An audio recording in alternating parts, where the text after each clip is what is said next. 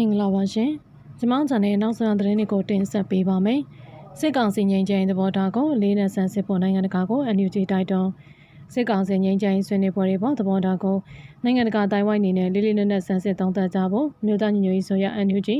ယာယီသမရဒူဝါလက်ရှိလာကတိုက်တွန်းလိုက်ပါတယ်။ဧပြီလ20ရက်နေ့ကကျင်းပတဲ့အစိုးရအဖွဲ့အစည်းအဝေးမှာပြောကြားလိုက်တာပါ။လက်ရှိအခြေအနေမှာနိုင်ငံတကာကငလင်လောက်ခတ်မှုကိုအကြောင်းပြုပြီးပြည်တွင်းငြိမ်းချမ်းရေးဆွေးနွေးပွဲတွေပေါ်ပေါက်လာဖို့တိုက်တွန်းတော်တွေအများပြားရှိလာကြောင်းအင်အားပြင်းငလင်လောက်ခတ်မှုကြောင့်ငလင်တန်တဲ့ဒေသတွေမှာထိုးဆင်းရဖို့မိတို့ကကြေညာခဲ့ပေမဲ့စစ်ကောင်စီကပြည်သူကိုဥတီတဲ့လေးချောင်းတိုက်ခိုက်မှုတွေဒီရက်ပိုင်းပြင်းပြင်းထန်ထန်လှုပ်လာတာစိတ်ပြက်ဖွယ်အတွေ့မြင်ရကြောင်းသမရကပြောပါတယ်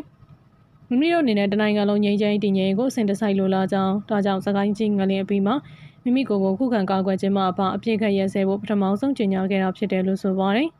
စစ်ကောင်စီအနေနဲ့လည်းမြန်မာနိုင်ငံမှာမြစ်သည့်စစ်အုပ်ချုပ်ရေးမစိုးတိုင်းပြည်ကိုအမှန်တကယ်ဖွံ့ဖြိုးတိုးတက်အောင်မလှုပ်ဆောင်နိုင်မှုဆိုတာ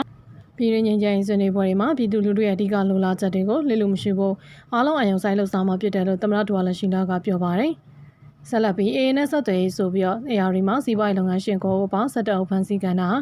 အာရခတ်တော်ရေးနဲ့ဆက်သွယ်ထောက်ပံ့ရေးဆိုပြီး AR တိုင်းဒေသငတိုင်းချောင်းမြို့မှာစီးပွားရေးလုပ်ငန်းရှင်ကိုအပါဝင်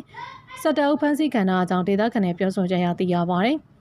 အာရခတ်တော်ရေးထိန်းချုပ်ထားရခိုင်ပြည်သူကုန်ပစ္စည်းတင်ပို့ပြီး AR ထောက်ပံ့ပေးသည်ဟုဆွဆွဲချက်နဲ့အာဏာသိမ်းစစ်ကောင်စီက၎င်းတို့ကိုဖမ်းဆီးစစ်ဆေးနေကြောင်းဆိုပါတယ်။၎င်းတို့ပဲပြည်လာ19ရက်ကနေ21ရက်တွင်ဖမ်းဆီးခဲ့ခြင်းဖြစ်ပြီးတော့မတိုင်းချောင်းမြို့ကနာမည်ကြီးပွဲအောင်တစ်ခုဖြစ်တဲ့ရွှေပြည်ပွဲရုံမှာလုပ်ငန်းရှင်တွေပါဝင်ကြပါတယ်။စီးပွားရေးလုပ်ငန်းရှင်ကိုဦးပါဝင်17ဦးနဲ့နှစ်ဦးမှာဆိုင်ကယ်တွေမောင်းသူတွေဖြစ်ပြီးပြည်သူ့ကာကွယ်ရေးတပ်ဖွဲ့ PDF တွေကိုထောက်ပို့လုပ်သည်ဆိုပြီးဖမ်းဆီးခံထားခြင်းဖြစ်ပါတယ်။